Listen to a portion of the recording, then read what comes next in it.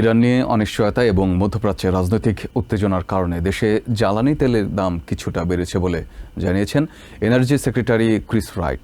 শুক্রবার টেক্সাসের কপার্স ক্রিস্টি শহর পরিদর্শনে গিয়ে তথ্য জানান তিনি। ক্রিস রাইট জানান, এই পরিস্থিতি মোকাবিলায় ভেনেজুয়েলা থেকে তেল আমদানি এবং অভ্যন্তরীণ উৎপাদন বৃদ্ধির উপর জোর দিচ্ছে ট্রাম্প প্রশাসন। এনার্জি সেক্রেটারি ক্রিস রাইট বলেছেন, ইরান বর্তমানে বিশ্বজুড়ে যে অস্থিরতা তৈরি করছে তার প্রভাব বাজারে পড়লেও ট্রাম্প প্রশাসন কৌশলগতভাবে তা মোকাবেলা করছে। তিনি বলেন, এই প্রশাসনের জন্য গুরুত্বপূর্ণ হলো আমেরিকান এনার্জি ডমিনেন্স বজায় রেখে যুক্তিযুক্ত একটি বৈদেশিক নীতি অনুসরণ করা। জ্বালানির দাম বেড়ে যাওয়ার আশঙ্কায় ইরানের বিরুদ্ধে পদক্ষেপ না নেয়াকে যৌক্তিক মনে করেন না এনার্জি সেক্রেটারি। ইরানকে বিশ্বে সন্ত্রাসবাদের সবচেয়ে বড় পৃষ্ঠপোষক বলে কঠোর সমালোচনা করেন রাইট। মধ্যপ্রাচ্য এবং পুরো বিশ্বের জন্য ইরান যে ঝুঁকি তৈরি করেছে তা নির্মূলে প্রেসিডেন্ট ট্রাম্প সচেষ্ট বলেও উল্লেখ করেন তিনি।